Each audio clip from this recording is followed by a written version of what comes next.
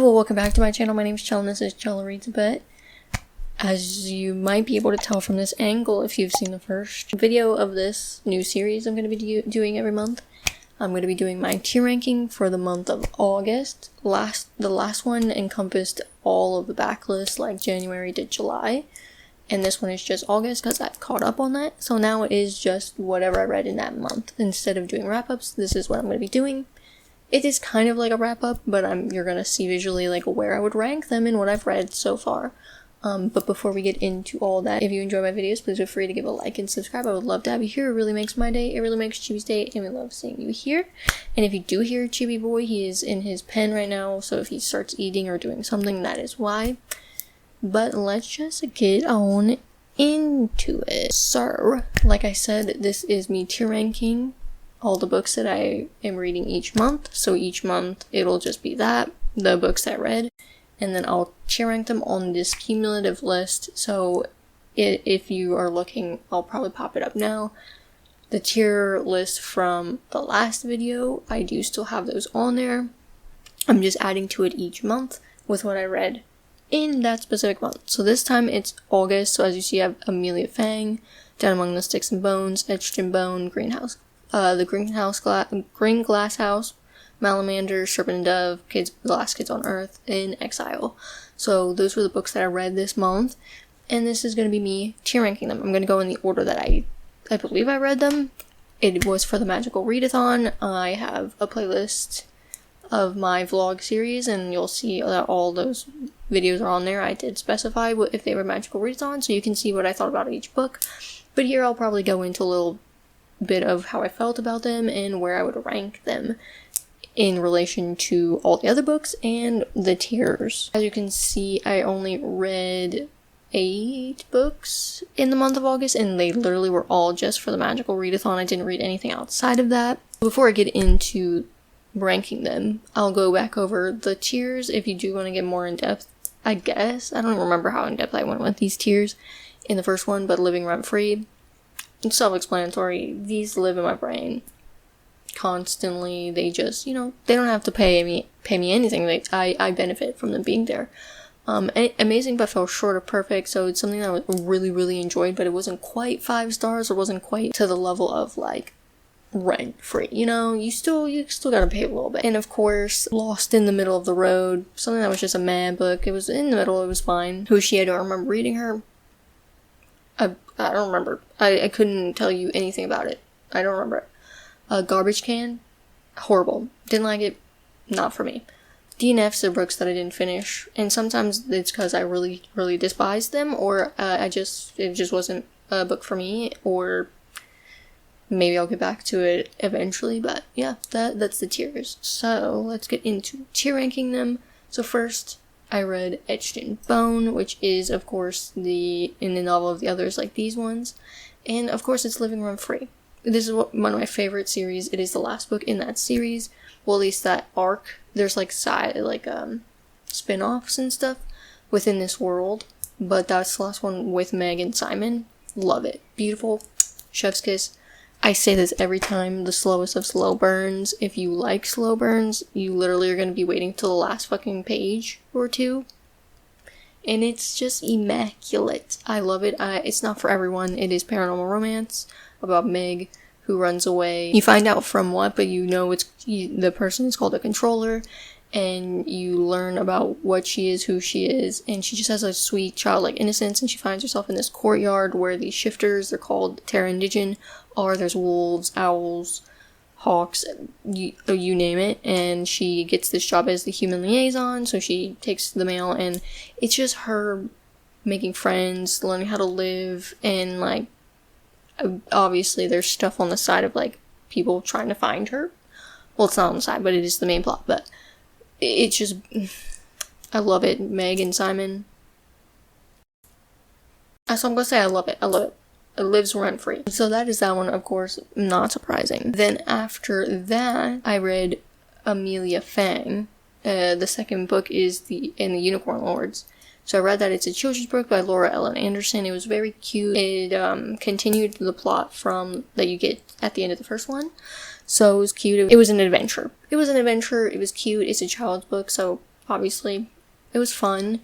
I would say amazing but fell short because it's not quite like living rent free. It's very cute. I really recommend it. It's about Amelia Fang, who is a vampire who lives in this town of Nocturnia. She's a vampire. There's ghouls, there's ghosts, you have the Grim Reaper, you have all this other stuff, and they're more of like the dark. And then you do have the side where it's like unicorns, cats, things that are more in the day, and they don't like each other. They are afraid of each other. And that is really played into this book.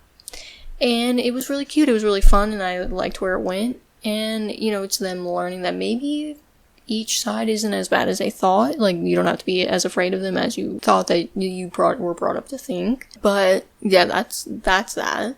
It was very cute. I really like it. The message is always cute and there. So, amazing but fell short is not quite amazing, especially since I'm not the target audience. I'm not a child. Even though sometimes I act like one, but I'm just not in that target audience. But it was amazing. It was cute. I really recommend it. Very cute illustrations. Laura Ellen Anderson is amazing. And then I read Malamander. I don't remember who it's by. Sorry. But Malamander, it's a middle grade about this boy, Herbie Lemon. He is like the lost and founder at this hotel, at the Grand Nautilus Hotel. And one night, this girl just shows up needing his help, and it goes from there. And it's like based in this place called Erie-on-Sea, and it was very eerie. I totally give it that. It was very eerie, very atmospheric.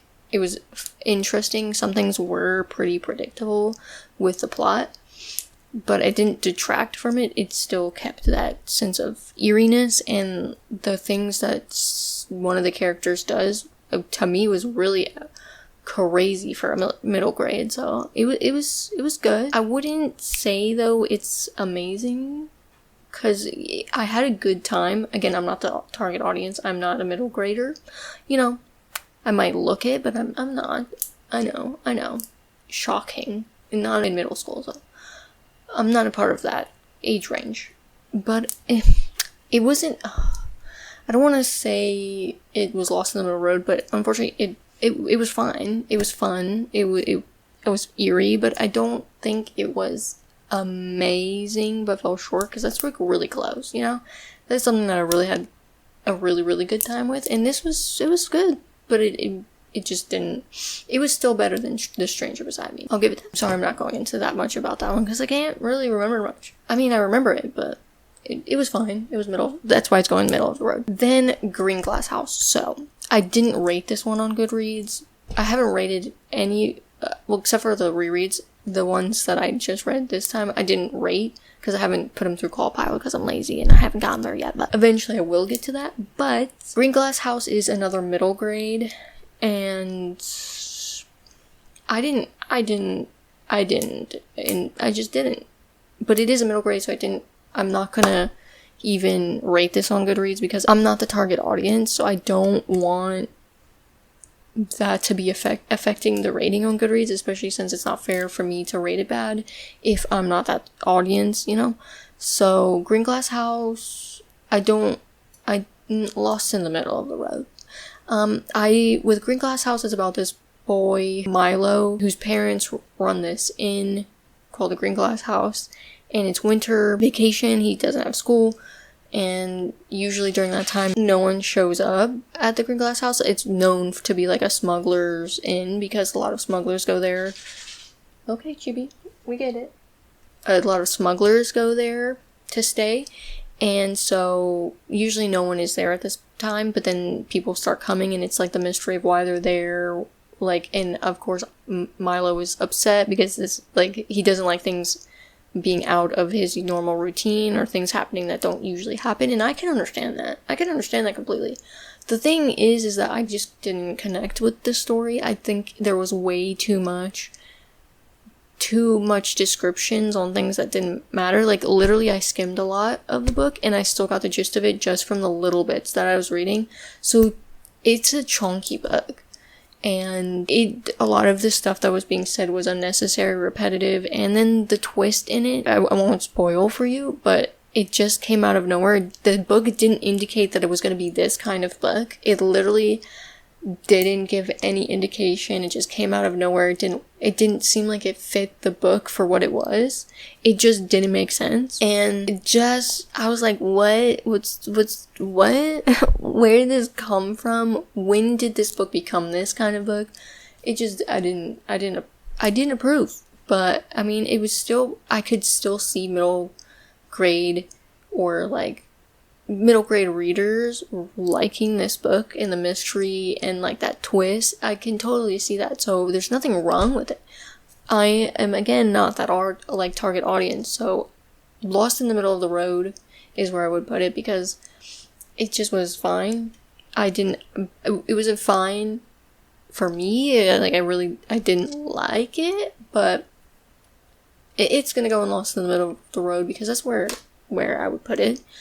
Even though I didn't enjoy it, and I think that it kind of just was a little convoluted, but I still recommend it to middle grade readers because I think that they would get something out of it, for sure. Especially, there's like an adoption arc in there. I don't know if it's well done or not. The author's note really explains some things, so I would recommend reading that, but I mean, if you want to read it, I would read it. But it just wasn't for me. Then after that, I read The Last Kids on Earth, I believe. For some reason, it's not on my Goodreads. I think I need to put that on there. The Last Kids on Earth is also a middle grade. It is now it's now becoming a Netflix show or something, I don't know. But it's the first book in this series, and it's about this kid. Well, it's like the monster apocalypse, and you're following this kid, Jack, I believe his name is, and you learn early on he's an orphan, and he's been through foster home, and then now the current foster home, and now the monster apocalypse happened, they abandon him, and it's him trying to survive on his own, but also finding his friends.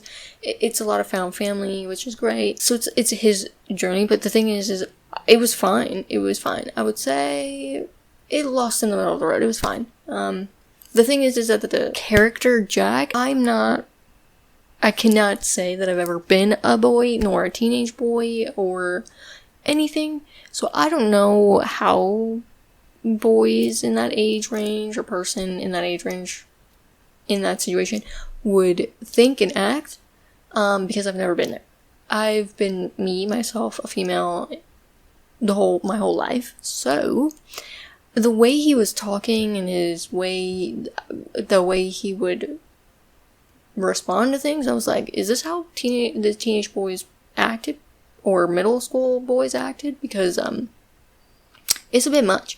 I think sometimes the author was heavy-handed with, like, trying too hard to make it really cool, hip, and fun. To the point where I'm like, oh, this is a little cringy. There was a good chunk of it with damsel in distress kind of thought in his head that really made me upset, but it is rectified towards the end, so, but still, it was fine. It was fine. It was fun for what it was, but a little hard to think that this is what like teenage boys, middle school boys think like. I mean, I just think maybe it was a little exaggerated, and it was a little much for me, but maybe I'm wrong. I've never been a middle school boy, so who knows? I could be wrong, but for me, it just felt a little too forced, a little too much, too heavy-handed on that. But it was still a good time. I still recommend it for kids to read if they are into that. It's the monster apocalypse. It's trying to survive. Like, there's different monsters, zombies, and stuff. And it's found family. I think that's really cute. So I would recommend it, but it was lost in the middle of the road for me. And yeah, that's where it's gonna be. I don't think I would continue, but I do recommend it for that audience, just like Greenglass House. Totally recommend it. It just, again, I'm not in that age range, so I can see the appeal, but I will politely show myself out on these two books. And then I read Down Among the Sticks and Bones, which was an easy book by Shannon McGuire. It's part of the Wayward Children. It's the second book. It's one that's like a standalone. It's in the perspective of Jack and Jill, who you meet in the first one. it's you seeing them and how they got to their world and what happened for them to have to leave and everything. I read the audiobook literally in one day. It was like a 4-hour audiobook, but I listened on 2.35 speed or something, and it literally took no time at all. And so I finished it, and I really enjoyed it. I would say I was very surprised on how much I did enjoy it, because I really didn't really care that much about Jack and Jill in the first book. It still was fun. I really enjoy these books. My sister loves, Shannon McGuire loves these books. So I feel like it has to go in amazing, but fell short of perfect. Not just because my sister loves these books, but because I really actually enjoyed it, and it kept me gripped. I'm trying to get more into audiobooks. So if I can finish the audiobook real quick, I was into it. Again, Jack and Jill are still not my favorite characters, but I'm enjoying the story. I like the writing, and I think that Down Among the Sticks and Bones has like a lot of talk about the plot line of children are just like trophies to be shown off, not because they want kids. It's just to have like, because it's the thing to do to look good. And I think there was a good conversation on that in the way that Shannon McGuire like talked about that, and I think that it was beautifully written. So I really enjoyed it. Again, it doesn't live rent free because they're good, and I really enjoy them, but they don't belong up there. You know, no. But yeah, that's pretty much that. It's a second book. It's also a standalone, so I don't want to go too much into depth about like that one, because if you know what the Wayward Children series is about, then I mean, I'd be surprised if you didn't, but I really enjoyed it. It was very quick. It was very easy. It is helping me get back into audiobooks a bit. I am reading an audiobook right now, or rereading an audiobook right now, alongside another book. But you'll see that in the vlog, you know. And you'll also see that in next month's tier ranking. But that was that. I really enjoyed it. It was very easy. So I don't have much to say about it. I'm sorry. Then, and this is where, you know, y'all might be like, click, but Serpent Dove. Looking at my tiers now, I don't think there's one that really could accommodate this book. DNF just seems too nice of a place to put it, and so does Garbage Can. But since I didn't finish it, it is a DNF, so that is going to go in DNF. But it deserves probably to be burned, and I don't advocate for burning books, but this one should not exist. I'm sorry.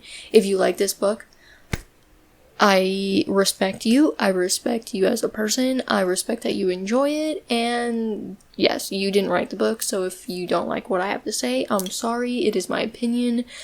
I am not talking about you and your enjoyment of the book, or you as a person if you enjoy it. I'm talking about the book itself, and you didn't write the book, so we're all good. We're all copacetic, and this is just my opinion on the book. So if you would have seen that vlog where I ranted about this book, you would know that I hated it. I think it insulted my intelligence and was not good. Not good. Pointless. So with Serpent and Dove, I feel like a lot of people know what it's about. It's about a witch and a witch hunter. But in reality, it's really religious based, which is fine. If you're religious, good for you, respect you. That's not the point of this, what I'm saying. But the thing is that this is religious based, and it is based in like Christianity. It is based in a religion that is existent. You know, it exists. And for me, my personal preference is like religion in itself in books is very hit or miss, but I would really prefer if it's like a religion that was just not real. I feel like it's fantasy. We can do something out of the box, you know? We could do something new, funky, fresh. It doesn't have to be something that I have to deal with in real life. I go here for an escape of real life. I don't want to be transported back to real life in this book. But it is based in Christianity. The witch hunters are actually Chaucers, who are pretty much like priests, in my opinion. I was baptized Catholic, but I do not identify as Catholic ever since like high school. So to me, it's kind of like that. It seems a lot very Catholic. The story is also in a really French setting, and the religion just to me seemed very surface level, just to it really felt like it was just to perpetuate this point to put these two people together. So the Chaucers are just pretty much hunting witches because the church says that they're bad, and women are just looked at as bad in this book and everything. And I feel like it was just to service the plot. It really didn't have any substance other than that, because one, the Archbishop, who seems like a bad guy from, and maybe spoilers, like if you don't want spoilers, don't listen to what I have to say, but you know, and I might be reiterating what I already said in that vlog, but if you haven't watched that vlog, then this is just maybe condensed version. But the Archbishop seems like a bad guy, right? It just seems really mustache twirly bad guy. Like it just was too full on, too much. It was such a caricature. Like, it was so easy to use that as like the mechanics to move your plot to make them be together, because the main character, the female main character, is a witch, and the main male character is a Chaucer, who is in this religious order, pretty much. And the point is that they need to, they get rid of witches because they're horrible, they're whatever, and they're women, and the way they look at women is terrible. And like, I understand that time, okay, but the religious part, I feel like you could have a witch and witch hunter love story without religion. I don't think it was necessary. Like I said, to me personally, the religion in the book just really felt like it was just there to service that point and to make it really mustache twirly, and like you could have taken the religion out of it and had the same point. Like, if you don't like women, if you think that women or the witches are doing black magic or are evil or whatever, you don't need religion to really perpetuate that in a book. And I think it just was really heavy-handed, and the female main character was insufferable, so was the main male character. The way you think I'm gonna think that they should be together at the end really missed me with that bullshit. You're really insulting my intelligence at that point, because why would I want the female main character, who is annoying and I don't like her, to be with the annoying ass main male character who talks so much shit about women, about prostitutes, about the main female character? Like, why would I think that they should be together? One, his reasoning for being a Chaucer is so dumb. Like, it's so for him, literally the religion part is so just surface level. I'm just like, what's the point? And then the way he talks to or regards women and the main character herself, it's just like, I wouldn't want him to be with the main character, even the female main character, if I liked her anyways. So trying to insult me by thinking that I should think this, I don't know.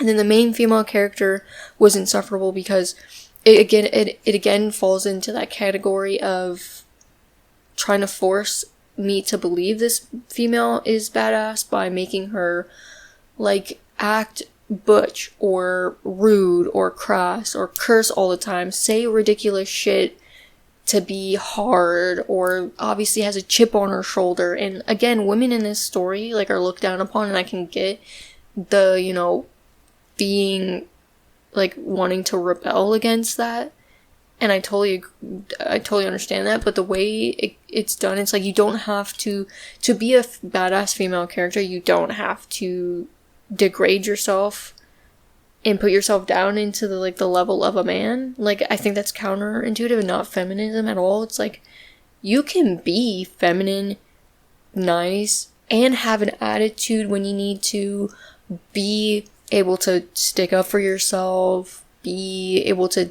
take care of yourself, to defend yourself if you need to, but you don't have to be like a man. Like, you're showing me what these men are acting like, and you want to act just like them. That ain't badass to me. That's just you being stupid. That's just you putting yourself down to their level, which I don't understand why you would want to be there in the first place, because men are treating you horrible, why would you want to be like a man? I don't know. So that really was like rubbing me the wrong way with the female main character. She was very annoying, and then the whole plot of how they have to be together, like the forced marriage plot, oh my god, was so ridiculous, which made me really see the point of the religion in here as like just to service the plot. Miss me, because she accuses him of something in front of people, and so it looks bad on him, and so then the archbishop makes them get married so that it's okay for what she's accusing him of in front of people to go against him. You're saying if they get married, it's okay for him to do that. And okay, whatever. That's disgusting. And then on top of that, like the way they regard each other in their, because the book is in both of their perspectives. In both of their perspectives, they don't say each other's name. It's always my husband, my wife. And I was getting really pissed off. I'm like, his name's Reed, your name is Lou. Can we like just say that? And in the main male character's perspective, he kept saying, like, calling her a heathen, a thief, just degrading her in the way he was, like, he would talk about when she would be addressed. And I'm like, you think I'm supposed to believe that this is a romance? Come on.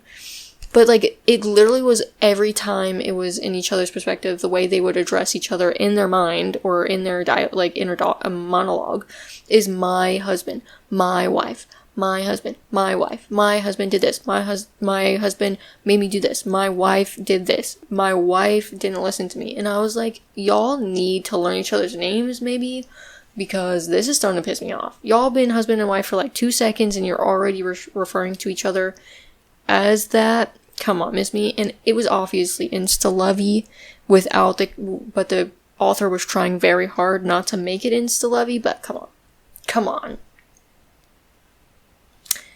It was not for me. And what really was the straw that broke the camel's back, if that's the saying, is the part where in the story the female main character did something that the male character didn't want her to do. She left the tower and she wasn't supposed to, so he got her a chaperone. The chaperone is a 16-year-old boy. You'd have to see my vlog to really get into like the nitty-gritty of that, but she made some disgusting remarks that I think are very disgusting if you're referencing like a 16-year-old boy, regardless of how old she is, because she references the fact that, oh, he's young. So she acknowledges he's young, and then she makes these remarks, and that's when you lose me. It was disgusting. Like, you can in one breath recognize that this person is young, regardless of her age, and then say these disgusting things in reference to them. Nah. And then she makes like a comment about training him in a disgusting way, and I'm like, this is like grooming behavior, and I kind of don't stand for this. And if you enjoy the book and were able to look past that, good for you. I'm not saying anything about you. It's the book. The book is what I'm referencing here. It would just, you can watch my vlog for me to really go into it, but that book was not for me. It actually deserves worse than DNF or trash can or garbage can, but you know, that's what I have here. It literally deserves to be punted into the sky, burnt, and like wiped from everyone, and at least wiped from my memory, you know. It wasn't for me. I hated it. I try not to hate a lot of things, but I really hated that book. And that is Serpent Dove. And then last but not least, I just finished at the end, like pretty much right before the end of the month, Keeper of Lost Cities Exile. I'm doing my reread, and where I'm highlighting, tabbing, and annotating the books, because this is one of my favorite middle grade series by Shannon Messenger. As you can see, Keeper of Lost Cities is in living room free, so Keeper of Lost Cities Exile is obviously going to go up there too. I loved it, had a great time doing my tabbing and everything. I'm learning what I want to tab, what I want to be on, have its own tab, so the next book will be even different. I have a lot of tabs though, which might be crazy for some people, but this is my process, so it's been a learning curve seeing how I want my tabs to be, but it's been fun. And it's been fun just rereading this series that I love. If you don't know what Keeper of Lost Cities is about, I'm confused, and I got questions. But it's about Sophie. She lives with humans, and then one day she comes across this boy named Fitz who twists her world upside down. You learn in the beginning she's like a 12-year-old high school senior who can hear people's thoughts, and she doesn't understand why, and then she learns things about herself. And it goes from there. I don't want to spoil it, so that's all I'm going to say. But I love it. It's amazing. It is like very stereotypical chosen one. She is very good at things. She's very good at a lot of things, but there is an element of something she does struggle with. But a lot of the time she's overpowered just to be overpowered, but I still find myself really enjoying it. Keith is an amazing character. I totally recommend. But I love that series. It's one of my favorites. So definitely living rent free. And that's all the books that I read in August, all for the Magical Readathon. They are all in those vlogs. So if you want my process of reading them, then you can go check those out. I'll leave the playlist in the description. I totally recommend the Magical Readathon if you haven't heard of it. It's by G from Brook Rose. Totally recommend. I'll leave her channel link down below. And that's pretty much it. Those are all the books that I read, all for that vlog. I did DNF this, but I did consider it done for the course that I had it for, because that insulted me and my intelligence and the sanity that I lost from reading the bit that I did. I consider that, achieved. You can say that doesn't count, but for me, I'm saying it counts. It's my Magical Readathon course sheet, and I decide that's done. So, that is that. I hope you enjoyed this video. It's still a work in progress, so bear with me. I hope you enjoy it. I hope you did the Magical Readathon, and if you did, I hope you had a good time and had a better time with your books than maybe I did. But that's pretty much it for this video. Next month will be a new set of books to add to this tier list. I hope you're enjoying this monthly series. I'm excited to see how it looks at the end of the year. But that's pretty much it. I hope you enjoy the video. If you do enjoy my videos, please feel free to give a like and subscribe. I would love to have you here. It really makes my day. It really makes Tuesday. We love seeing you here. And I will see you in my next video. Bye.